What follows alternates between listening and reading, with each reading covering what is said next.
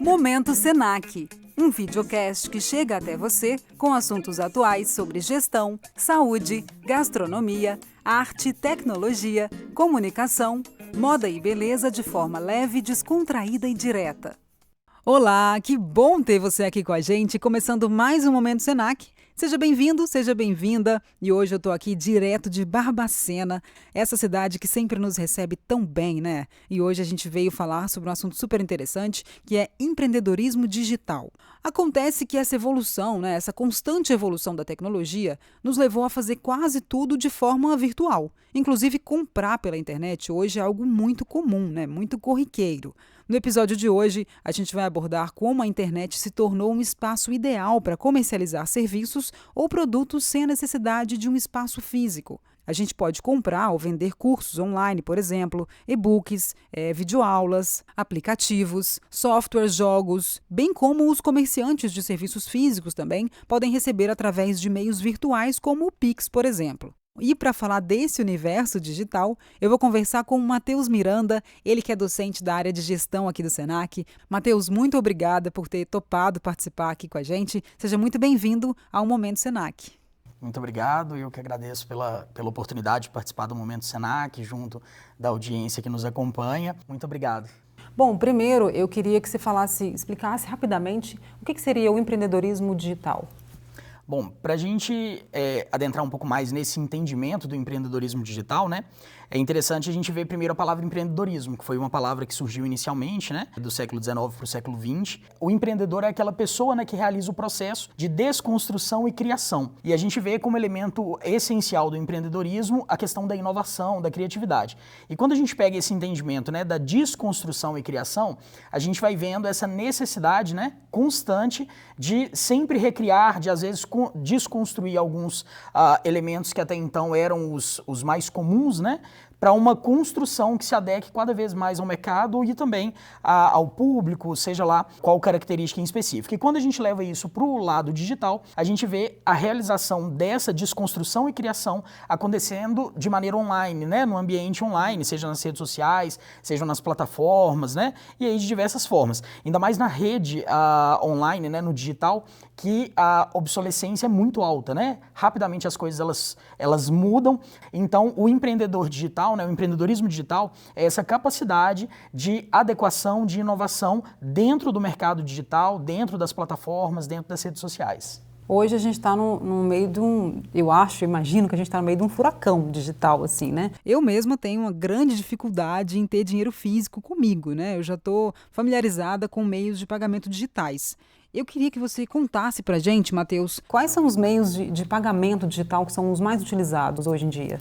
Bom, hoje o que a gente consegue perceber é que o Pix, com a chegada do Pix, né, nesses anos recentes passados, a transformação e o hábito, o comportamento do consumidor, ele mudou. Tem estudos que mostram que o Pix está presente no Brasil, né, como forma de pagamento até mesmo nos meios físicos. Ele é responsável por 30% das transações, né, das formas de pagamento. Seguido depois por uma média de 23% pelo cartão de débito, depois uma média de 19% pelo cartão de crédito e depois a moeda em espécie, né, ela acompanha ali uma média de 13%.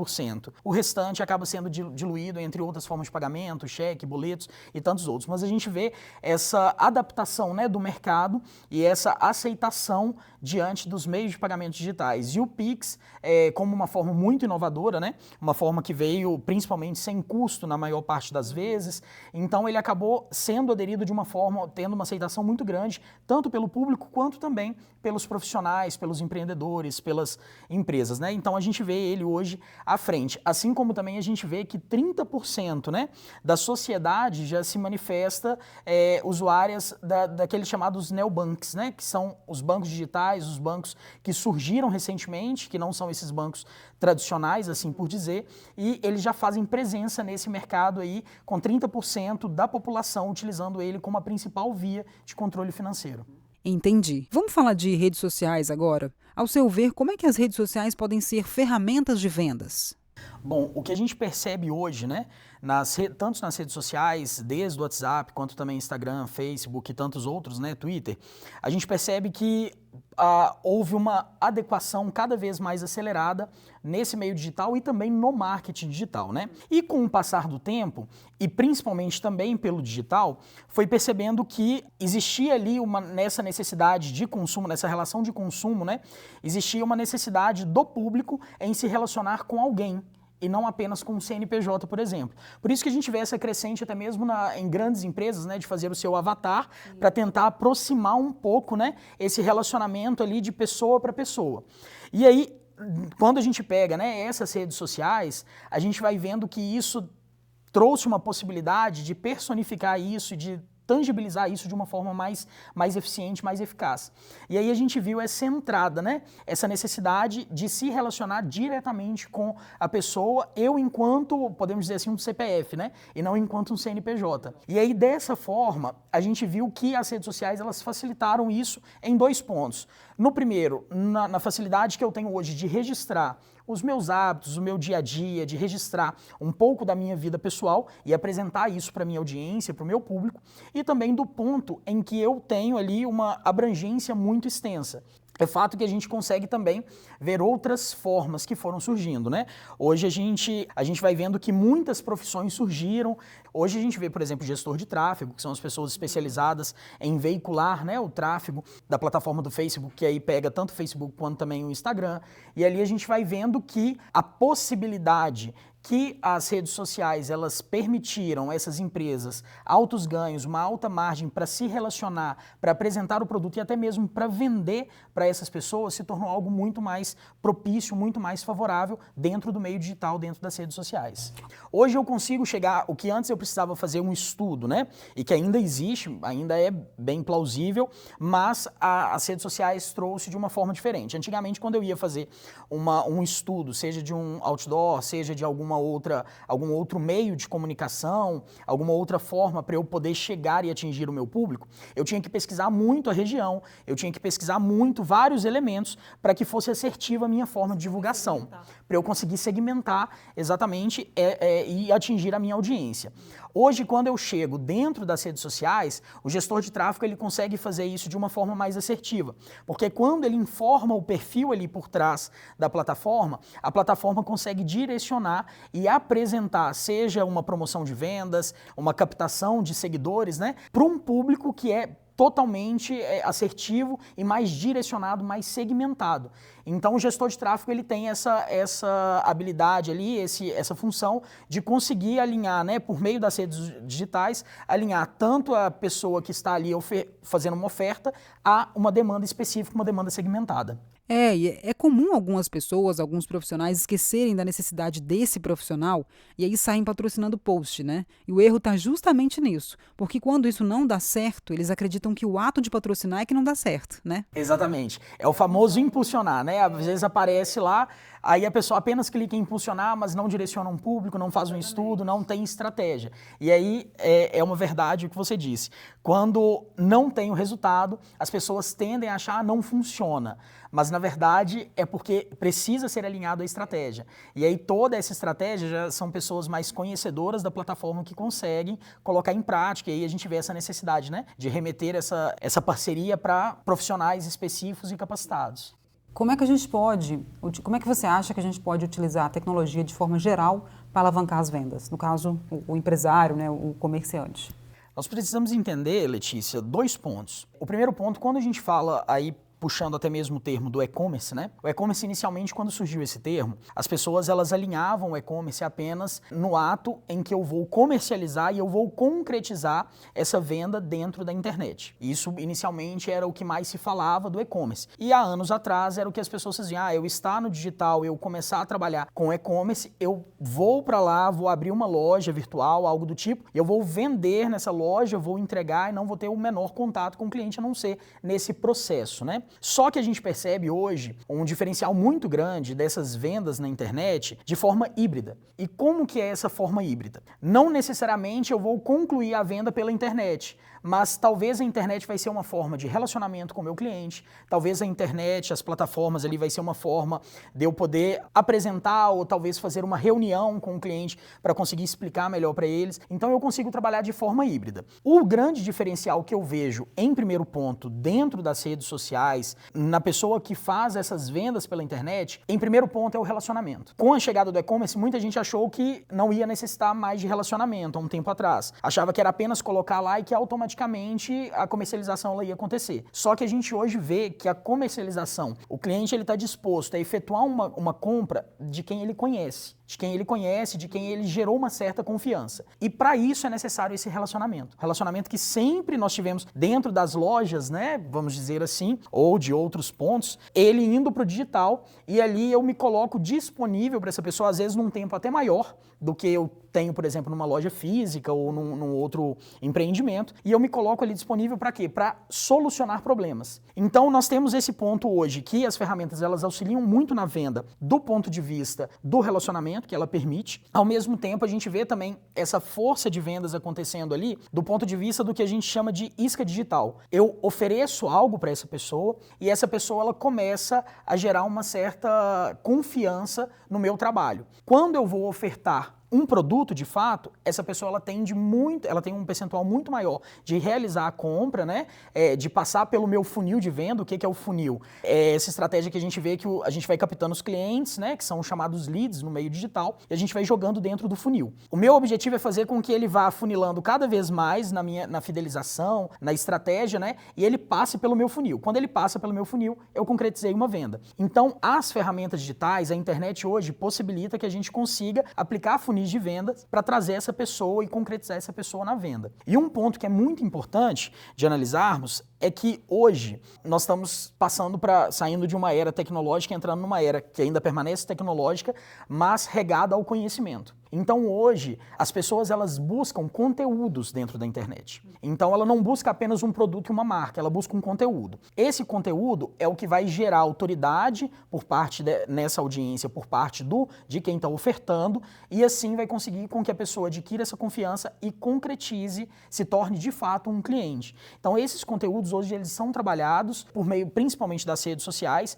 em que eu vou ofertando, eu vou solucionando problemas, vou atendendo dores ali dos meus clientes, do meu público, da minha audiência.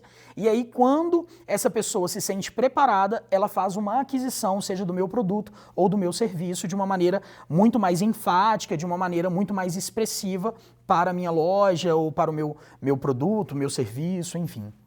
Eu acho interessantíssimo isso. Às vezes eu pesquiso algum conteúdo no Google e aí aparecem blogs, né, sobre aquele assunto, aquele conteúdo que eu pesquisei e realmente me respondendo à dúvida que eu tive, mas que eu noto que são blogs de empresas, né, ou seja, são empresas que vendem algo relacionado ao assunto que eu pesquisei, mas que realmente me entregam conteúdo. Eu acho uma estratégia super interessante. Sim, no mercado digital a gente chama os tais gatilhos mentais. O que são os gatilhos mentais? Eles são essas situações psicológicas que nós temos e que nós temos as nossas objeções diante de uma oferta, né, ou de uma negociação. E uma dessas objeções, elas são pautadas, por exemplo, será que esse produto me atende? Será que essa pessoa consegue resolver o meu problema? Então, essa oferta, essas iscas digitais, essa forma como a gente oferece conteúdo gratuito no mercado digital, ele é justamente para vir trazendo essa autoridade. É o que antigamente acontecia, por exemplo, com as chamadas degustações, né? Quando a gente pega isso na área alimentícia, a gente vai vendo quando uma empresa entra num supermercado, ela coloca ali talvez uma pessoa ali para fazer essa promoção, e nessa promoção ali ela vai ofertando gratuitamente amostras daquele produto para que a pessoa faça uma experimentação. Isso acontece no formato digital dentro do serviço ou até mesmo da especificação do produto ao qual eu vou ofertar. E ali eu vou ter uma experiência já com parte desse serviço ou até mesmo com o produto do ponto de vista da qualidade, da experimentação que outras pessoas tiveram e vieram até aquela plataforma ali para poder dar um testemunho, para poder dar um parecer, né? E aí isso tudo vai consolidando, né, para que esse cliente ele caminhe no funil e assim ele de fato se torne um cliente e até mesmo volte para o funil para novas compras. mais outra profissão, que é o copywriter, não é? Ele que faz esses artigos. Né? Exatamente. O copywriter, ele vai fazer toda a parte textual, né? Toda a oferta, né, alinhada ali, seja de uma arte, né? Talvez um design gráfico faz uma arte, e aí ele vai lá e desenvolve todo um texto. E esse texto, ele tem toda uma estratégia também para que ali ele consiga trazer a atenção do cliente, né, trazer a atenção dessa audiência para que ela possa discorrer ali nesse texto e que aquele texto ele seja efetivo para ela em alguma solução, na resolução de alguma dor. O pessoal vai rolando o feed, então aí na copy, muito rápido. E essa copy ela é alinhada, quando, por exemplo, a gente faz um vídeo, ela é alinhada no texto que vai ser abordado por parte do profissional que está ali fazendo a oferta. E aí, normalmente, esse texto é sempre algo atrativo, porque eu tenho dentro do digital uma média de que nos primeiros 5 segundos, se eu não trouxer a atenção da minha audiência, ele vai rolar o feed. Assim que eu seguro a minha audiência, eu consigo discorrer sobre o assunto, tendo a atenção dela, que seja por 30 segundos ou por 1 minuto, né? Mas ali eu tive uma atenção e dali eu tenho o call to action, eu direciono essa pessoa ou para minha página, ou para minha equipe de relacionamento, talvez no WhatsApp, e aí eu consigo dar o andamento ali. É muito rápido, né, gente? 5 segundos é muito rápido, né? É muito rápido. E você pode perder ali a sua audiência e ela não voltar. Então é uma oportunidade única, talvez, de você chegar nessa audiência. Matheus, você acha que a pandemia acelerou esse processo no e-commerce, do marketing digital e essa relação da gente com o digital?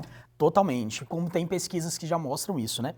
Nós tivemos no Brasil 13 milhões de pessoas durante a pandemia que fizeram a sua primeira compra no digital. Por quê? Porque nós tínhamos ali, né, muitas lojas fechadas, o acesso era praticamente o digital. Então nós tivemos, da mesma forma que isso impactou na compra, né, na primeira compra de 13 milhões de pessoas, nós tivemos ali um dado de 161 bilhões de reais movimentados no digital no período de 2021 na pandemia, que ainda estávamos na pandemia, no auge da pandemia, por assim dizer, né? E ali nós vimos essa mudança de comportamento de consumo.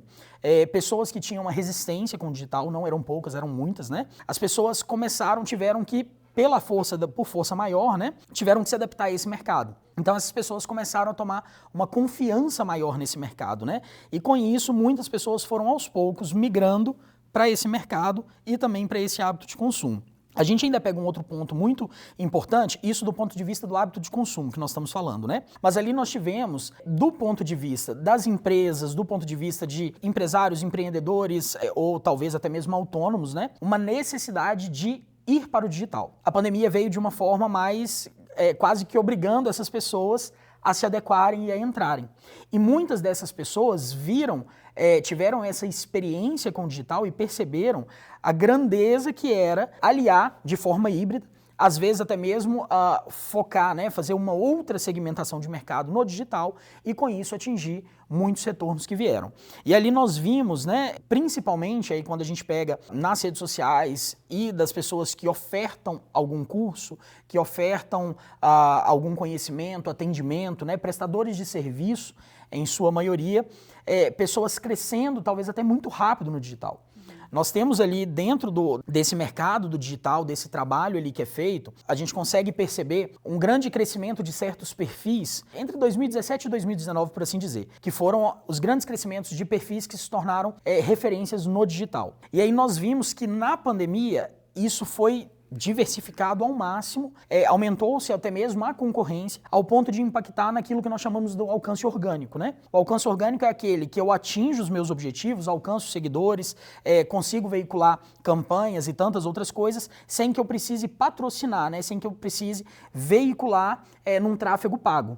No caso de 2017 e 2019, isso acontecia de uma forma mais fácil. Com a entrada de muitas pessoas no digital a partir de 2020, por causa principalmente da pandemia, esse orgânico ele já ficou um pouco mais prejudicado. Por quê? Porque eu tenho uma gama muito maior de pessoas oferecendo serviço no digital, e aí com isso, o orgânico às vezes ele não é tão satisfatório quanto antes que eu tinha menos pessoas trabalhando no digital. Então agora a gente vê esse crescimento e ainda assim isso não é um problema, porque ali as pessoas viram também o quanto que é possível alinhar com gestão de tráfego, né? E nesse ponto, além de movimentar esse mercado, né, ao mesmo tempo também tem trazido um crescimento ainda mais exponencial, porque o orgânico ele demorava um pouco mais, da forma agora por meio do tráfego pago, esse crescimento acaba sendo mais exponencial e talvez o retorno acaba sendo até um pouco mais rápido.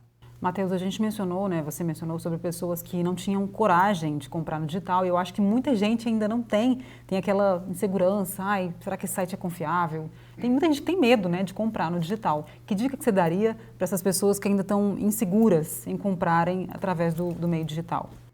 Eu percebo, Letícia, que, em primeiro ponto, muitas pessoas, essa insegurança, ela não é somente com a compra. Essa insegurança, ela vai desde de ter um aplicativo bancário no celular, quanto também conversar com uma empresa por meio do digital.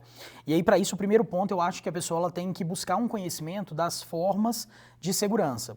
Os aplicativos bancários, nós temos as formas ali de nos blindar, né? Do ponto de vista de realizar uma compra, eu vejo muito a necessidade desse contato ali com o profissional que está do outro lado, né?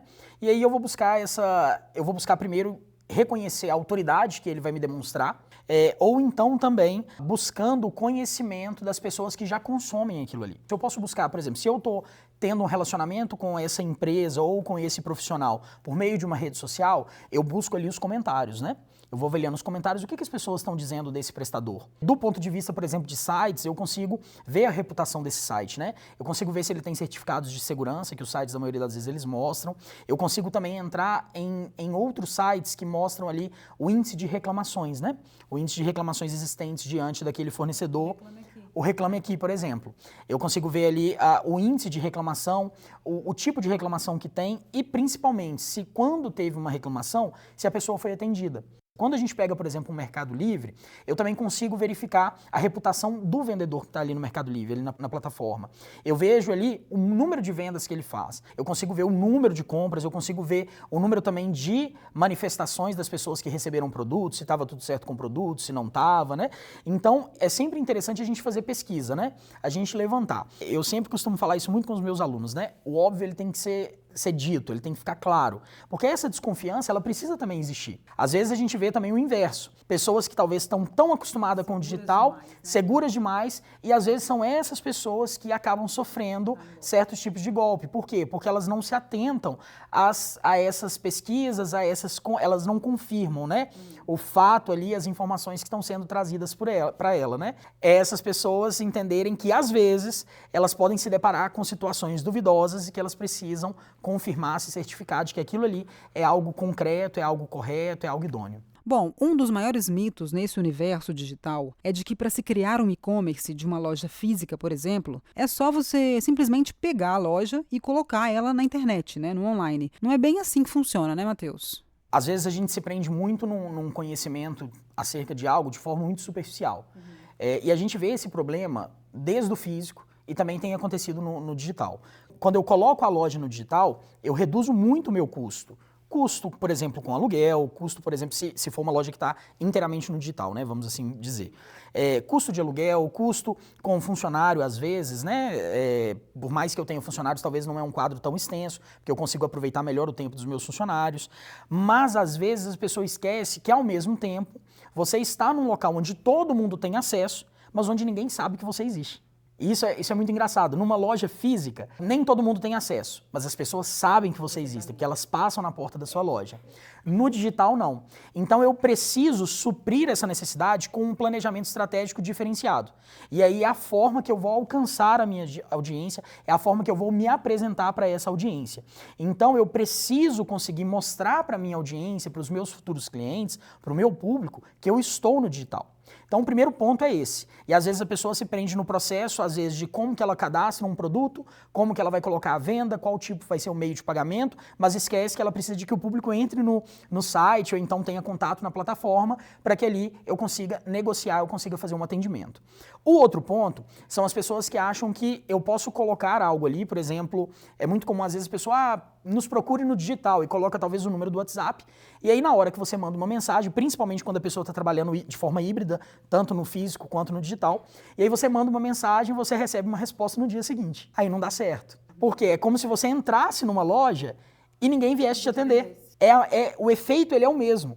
Então, às vezes, a gente tem que estar atento que o meu negócio pode ter ido para o digital, mas o meu público, ele ainda é físico. O meu público, ele ainda tem as mesmas demandas das pessoas que entram no meu ambiente físico. Então, eles querem ser atendidos, eles querem ter respostas claras. Então, eu preciso tirar uma certa ansiedade que vai gerar no meu público quanto a esse relacionamento. Eu costumo sempre pontuar isso, seja no físico, seja no digital, o relacionamento, ele é fundamental. Eu não posso deixar o meu cliente, por exemplo, esperando. Ah, Matheus, mas como que eu faço se eu não tenho como deixar uma pessoa 24 horas? Eu consigo colocar ali horário de trabalho, né? Então entre em contato conosco de tal a tal hora, ou então na mensagem automática ali eu já preparo essa pessoa, olha, vamos responder dentro de tal e tal hora. E aí eu tiro um horário para dar essas respostas, para poder dar uma satisfação para o meu público. Às vezes o cliente, ele não está muito preocupado de que você já dê a solução para ele, mas ele quer saber como está o processo dele, em que ponto que está. Então eu acho que os dois pontos que são mais prejudiciais é esse, é quando a gente vai para o digital de uma maneira desestruturada, do ponto de vista de relacionamento, de atendimento, de atrair o meu público, e também o ponto de vista em que eu não dou uma devida atenção, que eu esqueço que o meu público é o mesmo que vai na minha loja física ou que me procura pessoalmente. Bom, a gente precisa de humanização, né? O consumidor ele tem essa necessidade. Diante disso, você acha que em algum momento a gente vai conseguir substituir isso por máquinas, assim, com a mesma efetividade? A inteligência artificial está aí, né? Você acha que a gente vai, com a mesma efetividade que a gente teria, né, com um ser humano ali do outro lado? Eu acho que em partes sim e em partes não. O Japão, né, ele fala sobre um conhecimento 5.0. Que seria essa próxima era. Uma era muito mais voltada a conhecimento e, ao mesmo tempo, uma era em que a tecnologia seria usada muito a favor do ser humano. Então, eu acredito que, por essa ótica que eles apresentam, né, a tecnologia ela assumiria certas coisas que dariam uma capacidade para o ser humano de se voltar para outras, né? E aí, nesse ponto de vista, a gente vê uma realidade em que talvez a parte operacional, talvez a parte de uma venda, a parte da finalização da venda se torne muito mais automática, mas essa parte de relacionamento muito mais precisa. Por quê? Porque aí eu consigo tirar essa sobrecarga, né, da parte do operacional e focá-la ainda mais no relacionamento. A gente já vê algumas empresas tendo esse olhar, recuando um pouco nesse ponto, né, que tinha deixado talvez muito instrumentalizada, né, essa parte desse atendimento, mas empresas que ao mesmo tempo, agora o que elas fazem? Elas tentam tirar o cliente o mais rápido da fila e a parte que for de relacionamento eles tentam dar o máximo de ênfase e a parte que aí é só fechamento, parte burocrática, coisa assim, aí o cliente já anda com a parte da máquina, de uma parte mais automatizada. Eu acredito numa mudança de foco, de ênfase. Bom, mudando um pouco aqui o foco do assunto, eu queria falar com você sobre os infoprodutos, né? Eu queria que você explicasse pra gente, primeiro, o que eles são, e também porque a gente sempre vê aquela propaganda na internet, né? Ganhe dinheiro com a internet, faça curso e ganhe dinheiro usando somente um computador e internet. Quem nunca viu, né, gente, esse anúncio? E partindo do pressuposto de que dos infoprodutos, né, que já são uma realidade, você diria que esses anúncios têm um fundo real? Afinal de contas, a gente pode realmente ganhar dinheiro com a internet? Totalmente. Entende-se por infoproduto aquele produto que tanto a comercialização quanto o consumo dele vai acontecer de forma digital. E aí pode ser um consumo, seja, aí nós temos vários tipos de infoproduto, né? Nós temos os e-books, né? Que a pessoa cria um e-book digital ali, um livro digital, e que aí a pessoa ela vai comprar e também vai consumir de forma digital. Ele não vai precisar de nada físico ali. Tanto o pagamento, tudo vai ser feito de forma digital. Nós temos ali treinamentos, né? Nós temos os chamados webinars, que seriam os eventos que são feitos de forma digital e as pessoas elas compram uma participação no evento, né? Uma cadeira, vamos dizer assim, para poder participar do evento, totalmente online. E nós temos também, por exemplo, plataformas, né? Aplicativos, os aplicativos, por exemplo, de locomoção urbana, nós temos aplicativos de solicitação, por exemplo, de comida e tantas outras coisas, né? Então, tudo isso são considerados infoprodutos, né? Então, esses produtos ou serviços que são inteiramente comercializados e consumidos de forma digital. E muita gente acredita, quando vê, né, essas propagandas, de pessoas ganhando dinheiro no digital com infoprodutos, fica assim, isso é só para propaganda, isso é só... O pessoal ainda usa até assim, jogada de marketing e tal. Mas isso é um mercado muito forte e é um mercado que existe e tem rentabilizado muita gente. Eu conheço pessoas que começaram no digital com infoprodutos e pessoas que vivem disso. Tanto é que existem muitas plataformas hoje, né, que são plataformas onde você disponibiliza lá o seu curso e essa plataforma ela pega um percentual da venda ali para ela. Entendeu? Mas ali você consegue colocar o seu curso online, fazer as gravações e dar os seus treinamentos. E aí o que a gente vê então dentro desses infoprodutos? A gente vê que houve uma transformação na sociedade, e isso ainda foi mais enfático, né? Teve uma expansão ainda maior no período da pandemia, que seriam as pessoas que todo mundo tem algo a ensinar. E às vezes a gente pensa que vai ser apenas, por exemplo, médicos, nutricionistas que vão trabalhar nessa área, mas não. Nós temos, por exemplo, pessoas hoje que trabalham com infoprodutos, pessoas que ensinam dicas de educação de filho. E por quê? Porque aquilo que talvez aquela pessoa conhece, às vezes a pessoa acha que ninguém precisa daquela informação. Sim, tem muita gente que está em busca dessa informação. E como na internet às vezes tem muita coisa que a gente rola o feed, que a gente perde tempo, tem muita coisa também de conteúdo que agrega na nossa formação. Essas pessoas começaram a aderir no infoproduto, em que ela pegava um conhecimento muito latente que ela tinha, e aí elas começaram a levar isso para o digital de forma gratuita, seja por respondendo caixinhas de pergunta no Instagram, seja por fazendo certos stories lá que ela vai ensinando algo, e aí esse público, essa audiência, muitas das vezes começa até a demandar, faz um curso, ensina de forma mais aprofundada, só que nas redes sociais a gente não consegue ensinar de forma tão aprofundada. E aí é quando essa pessoa que já tem esse público, ela vai lá e desenvolve um infoproduto, seja um e-book, seja uma aula, um treinamento, evento, ou então um treinamento de não sei quantas horas aí online, e aí esse público, essa audiência que já está buscando por aquilo ali, esse público ele tende a consumir também essa parte paga, né? Vamos dizer assim. E aí esse infoproduto acaba sendo muito rentável. E para os empresários que buscam migrar ou entrar nesse universo, assim, que dica você daria? Qual que é a falha que eu vejo, às vezes, em alguns empresários e algumas empresas que vão trabalhar de forma híbrida no digital? Eles utilizam a ferramenta não como uma forma de relacionamento. Eles utilizam uma ferramenta como uma forma de propaganda. A propaganda por si só, ela não gera engajamento. E as pessoas estão buscando conteúdo. Vamos falar, por exemplo, de uma loja, né? Eu posso pegar essa loja ali e colocar, por exemplo, uma pessoa que eu acho que tem mais a cara da loja, um funcionário meu que se comunica melhor. Em cima disso, eu vou colocar esse funcionário, às vezes, para conversar com o meu público, né? Conversar com o meu público. Essa conversa, às vezes, ela vai vir pela constância. Todo dia vai dar um bom dia para o público. Isso faz diferença. Eu levo isso para o meu público enquanto relacionamento, para eles saberem o que está acontecendo ali. Às vezes eu venho para contar um dia, virar e falar assim, muitos empresários às vezes fazem isso também. Pode ser o próprio empresário a dar cara para esse Instagram, né? A gente fala que o Instagram, ele muito mais do que a pessoa ver a empresa, ele precisa ver as pessoas da empresa. Então o meu público, ele não vai comprar de mim só porque eu vendo algo. Ele vai comprar de mim porque ele se identifica comigo. Então esses perfis, eles precisam criar essa identificação com o público. Entendeu? Eles precisam trazer, eles precisam aproximar o público, né? E aí, consequentemente, eu vou gerando o quê? Relacionamento. Bom, Matheus, para finalizar, qual que você acha que o que você acha que é a tendência para esse mercado? Qual que é o futuro? Qual seria o futuro do empreendedorismo digital, ao seu ver? Bom, o futuro, ao meu ver, do empreendedorismo digital, ao mesmo tempo que vai se gerar mais concorrência, porém, lá a audiência, o público, ele é mais extenso. Então eu consigo, a ideia que eu tenho é que cada vez mais o empreendedor digital, ele vai segmentar cada vez mais o seu negócio.